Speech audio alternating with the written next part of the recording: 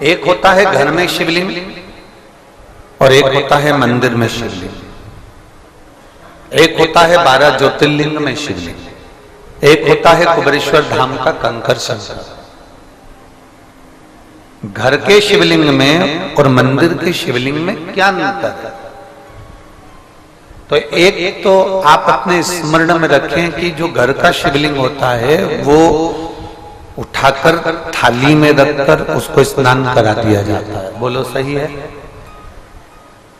मंदिर के शिवलिंग को उठाकर आप थाली में स्नान नहीं करा सकते।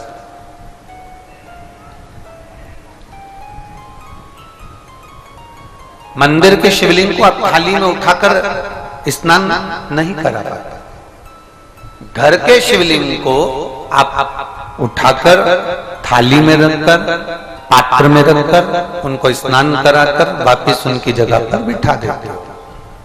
और मंदिर का जो शिवलिंग होता है वो स्थिर होता है, उसको उठाया नहीं जाता, उसको हिलाया नहीं जाता, वो स्थिर है। वहां पर आप जल चढ़ा दो, वहीं पर पूजन कर दो, वहीं पर अर्चना कर दो, वहीं पर आनंद पाओ। पर ये एक छोटा सा अंतर है। इसका विशेष अंतर क्या है? एक विशेष अंतर ये भी आता है घर के शिवलिंग में और मंदिर के शिवलिंग में कि घर में जो शिवलिंग होता है वो छोटे से छोटा होना चाहिए।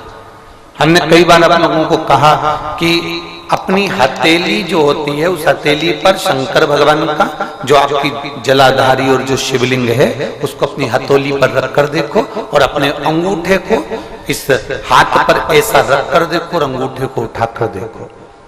जितना बड़ा अंगूठा है, जितना बड़ा ये उंगली का अंत है, बस यहां से लेकर यहां तक का शिवलिंग, इससे जितना छोटा होता चले जाए, जितना छोटा होता चले जाए, जितना छोटा होता चले जाए, उतना बड़ा शिवलिंग अपने घर में रखना चाहिए। इससे बड़ा अगर शिवलिंग है तो उसको मंदिर जैसी सेवा की फिर जरूरत पड़ती है।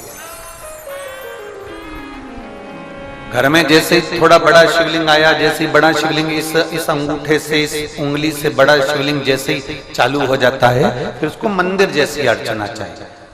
उसको सुबह शाम आरती भी चाहिए, उसको सुबह शाम बेलपत्र भी चाहिए, उसे सुबह शाम स्नान आदि पूजन प्रदोष का आदि सारे अनुष्ठान जो पूर्ण होते हैं मंदिर में वो पूरा देना पड़ता है।